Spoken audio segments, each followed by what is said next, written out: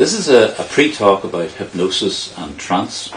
I'll be using some imaginary tools to help describe and simplify this process of hypnosis.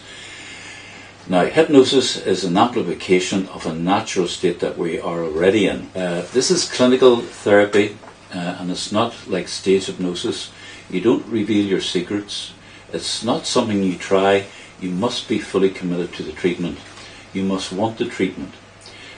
You must want it to work for yourself and not because someone else wants you to have it. Sessions can be face-to-face or by Zoom as appropriate. My name is Dr. Dan McKenna. I'm a clinical hypnotherapist, a master NLP, level 7 CBT counsellor, qualified in lifespan integration, kinetic shift, and a member of the clinical hypnotherapists. I qualified in Queen's University Belfast and attended Trinity College Dublin and hold degrees and diplomas from various universities, including a Master of Philosophy. I'm a specialist oral surgeon in the UK and Ireland and a practicing dentist. I've gained experience and guidance from many respected hypnotherapists throughout the country. My aim is to help people develop a happy mouth smile and a happy mind smile. My contact details, along with that of my colleague in hypnotherapy, is posted in this video. We treat anxiety, nervousness of dentists, needles, depression, phobias, various habits, hurts, C19 and trauma. Many of us have experienced some of these, including myself. The process can be completed without bringing up the specifics of the past, that is content free, usually within 1 to several sessions. A simple way to understand the psychology of hypnosis is to imagine that we have two parts to our brains. A left brain which starts working around 7 years of age, and a right half which works before birth. Our left part does all the learning, like English, maths, the critical, the reality, the logic, the conscious brain, serving about 10% use. The right part is our primitive or monkey brain, providing about 90% use. And it's the blueprint or computer hard drive of our life. It's our creative, our protector, our emotional or long-term memory, our artistic and our imagination mind. In the middle is a control box, and this is called the amygdala, which controls the turning off and on of fright, flight and freeze response, also known as the 3 Fs, when something scares us. If there is a conflict between the intellect and the emotional brain, our emotional mind always wins. This is why we use the subconscious in hypnotherapy.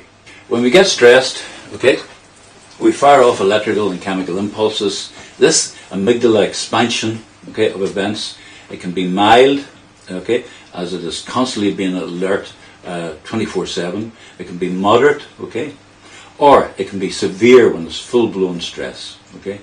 We experience the 3 Fs when we want to fight or argue our way out of a situation, flight when we want to escape from it and run away and split up a relationship, and freeze when we curl up, give in to accepting the trauma due to fear, hoping our protector is looking after us. Unfortunately, a protector which has a good intention can give us the wrong behaviour at times.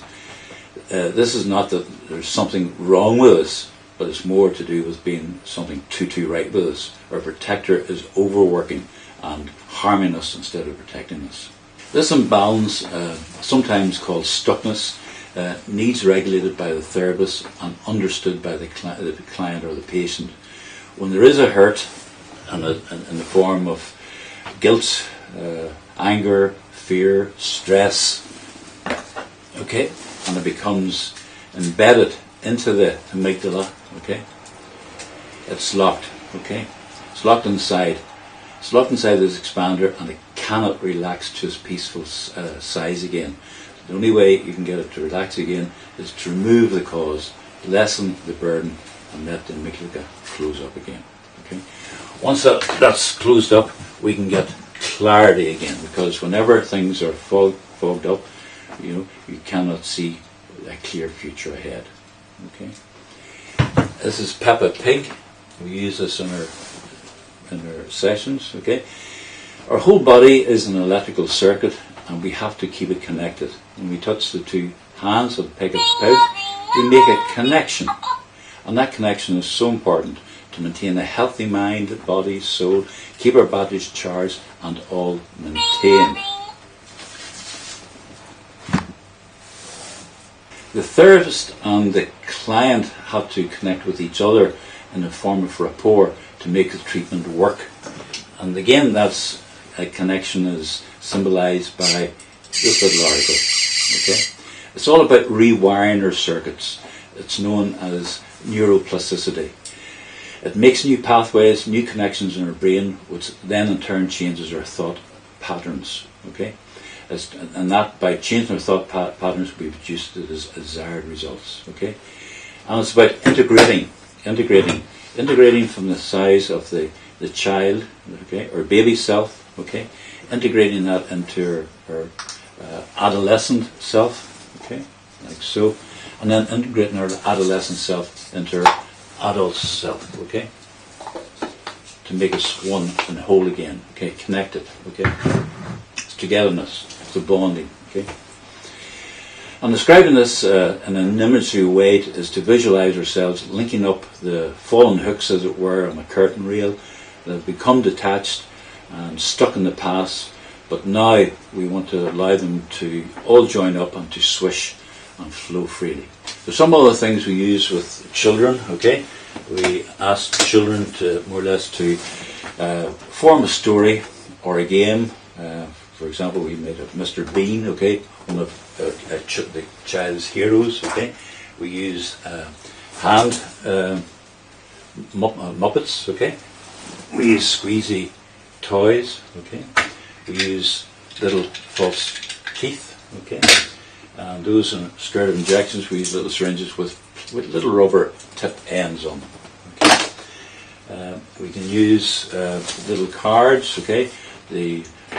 Demonstrating the quiet and the loud, the opposites, the busy and the bored, the silly and the serious, okay. We can use cold liquids that we sometimes spray in the hand to demonstrate the coldness on the skin, okay. We use little tricks. We use little tricks to get rid of the red, to get rid of the unwanted traumas, unwanted hurt, like so, okay. We use a magic bottle for fear of needles. We can dab that on the area that we're going to give the little injections, okay, and we call that a magic potion, okay. We can also use little things to form focus on and off, like so, and it focuses the child on themselves. Okay. We can also use an imagery for the kids, pretend of the ball and the bucket, where the child imagines itself pushing the ball into the bucket. So that's some of the examples of things we use with children. Okay. We're all our good intention and not our unwanted behaviour, which is what we want to change. We can control our adrenaline spikes, we can reduce our cortisol stress hormones, and we can rejoice with happiness with the laughter from our endorphins. Those suffering, talk to your family or friends, write it down, vocalise it, pick up the phone, seek help from a variety of helpful sources, including yourselves, and keep safe. Thank you.